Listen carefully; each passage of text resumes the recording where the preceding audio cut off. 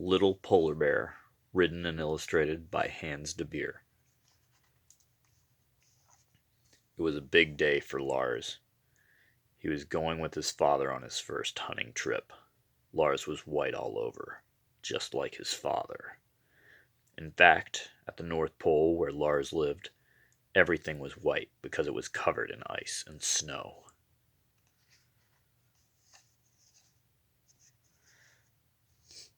Lars' father showed him how to do all kinds of things: follow tracks, swim, and dive.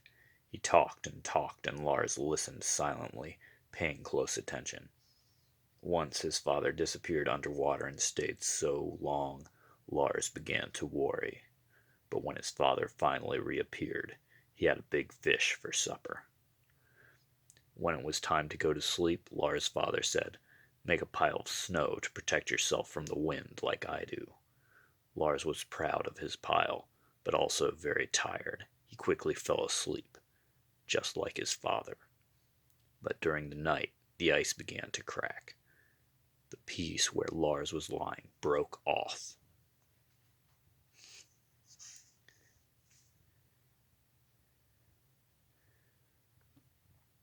When Lars woke up, it was morning. He was all alone in the middle of the sea. It was getting warmer and warmer, and the piece of ice and Lars' pile of snow were getting smaller and smaller. When the ice was almost completely melted, Lars saw a big barrel drifting by. Luckily, Lars was able to reach the barrel and climb on top of it. Then a storm began to rage. As Lars clung to his bobbing barrel, he missed his father and his pile of snow more and more.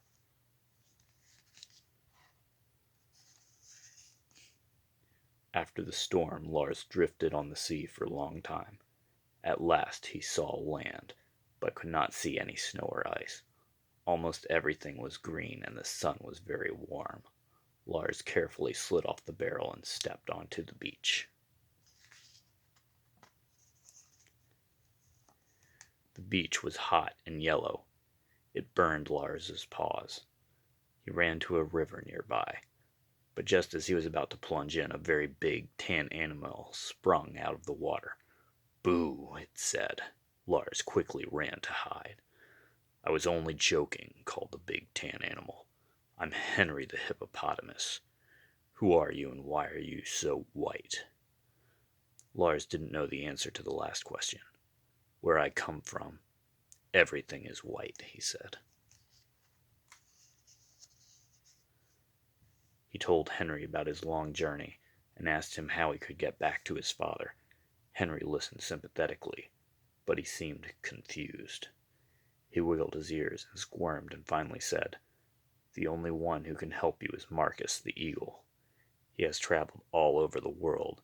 He will know where you come from and how you can get back there. But we'll have to cross the river, go through the jungle, and climb the mountains to reach him."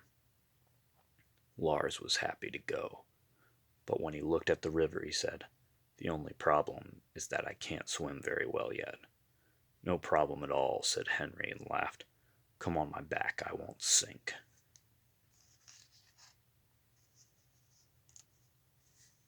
Lars was astonished by all the things he saw in the jungle. Henry patiently explained everything. Lars especially liked the tall brown stalks that Henry called trees. They were such fun to climb. In one brown stalk sat a funny green animal, which suddenly turned white, just like Lars. "It's a chameleon," Henry said. "Can change its color." Lars thought that was a handy thing to be able to do.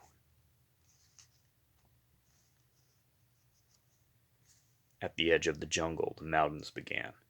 It was a bit cooler and Lars felt more comfortable. Henry found climbing difficult, but Lars helped by telling him where to step. After a while, Henry was exhausted.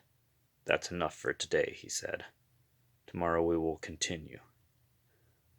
Let's rest here and look at the nice view." As Lars looked out over the land and sea, he began to feel homesick. "Cheer up," said Henry. "You'll be home again soon." The next day they climbed higher. Henry had to step often to catch his breath, but at last he called, "Here comes Marcus." As a huge bird swooped down near Lars, Lars ducked. "Don't be afraid," said Henry. "Marcus seems gruff, but he's really quite friendly." Henry said good morning to Marcus and politely explained why they had come.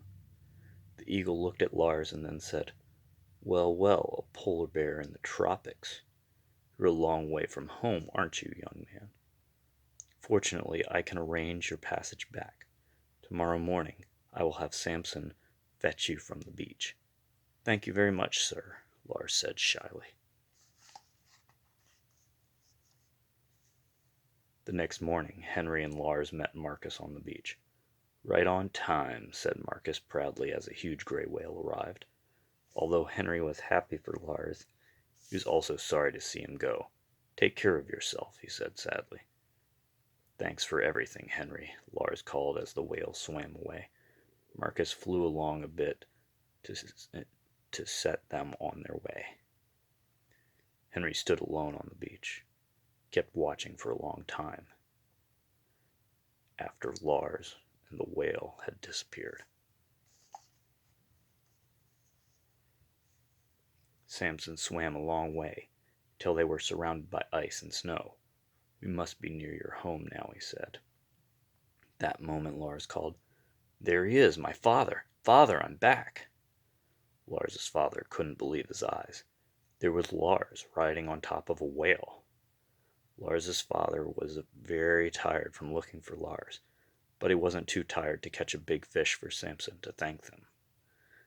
Samson waved as he swam away. "And now," said Lars's father, "we must go straight home because your mother is very worried." On the way home, Lars rode on father's back. Everything was white. He was surrounded by snow and ice, but this time Lars talked and talked while his father was silent. He told his father about all the amazing things he had seen.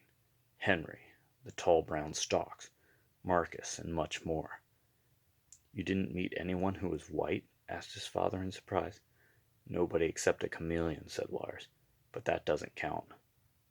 Lars had to laugh by himself because his father didn't understand his joke. The end.